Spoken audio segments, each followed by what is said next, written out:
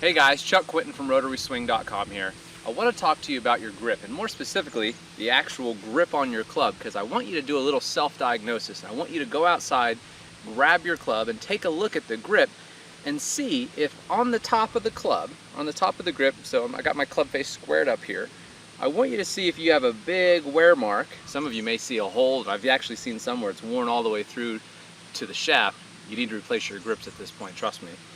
But if you see a wear mark on the top of your club, this is incredibly important because it means a couple things are probably happening in your golf swing.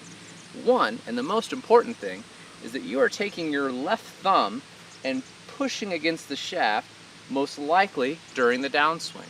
Why is this bad? Well, two reasons. One, you're going to eventually injure your thumb. Your tendons in your thumb are put in a tremendous amount of stress as you push against the shaft to try and accelerate, and then you strike the ground repeatedly over and over and over again with a lot of force. And if you start feeling soreness in your left thumb, you need, assuming you're a right-handed golfer of course, you need to watch out and you need to pay close attention to this video, because eventually this is going to lead to a pretty serious injury and it could even require surgery. So you want to avoid this. It's an easy fix to do so. So if you're doing that, what you're probably doing again is pushing against the club. But the other reason, apart from hurting your thumb, the second thing that's the issue here is it's going to force you to lose lag. As you start pushing against the shaft and you look like this at impact instead of like this coming down into the downswing, that is a huge cue for you to understand that you're pushing against the shaft rather than pulling.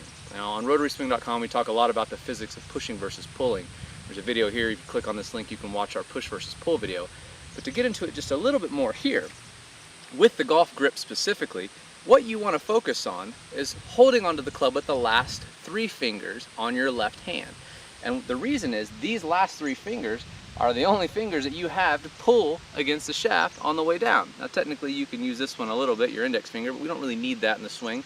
The reason is it tends to cause you to be overactive with your thumb because it gives you some leverage to push against the shaft with the thumb and still maintain control by holding onto it with this finger. So you actually can kind of take that guy out of the equation, and you want to focus on these last three fingers in the grip. So as you're swinging, start making practice swings with your last three fingers only on the club. And if this feels radically different than what your normal golf swing feels like, you got issues. You're going to lose a tremendous amount of speed, and we have tons of videos that can help you focus on that. But let's just first make sure you got a proper grip. So click the link you see here, or click the link in the description if you're on mobile, and we'll talk about how to get your hands set up perfectly on the club every single time.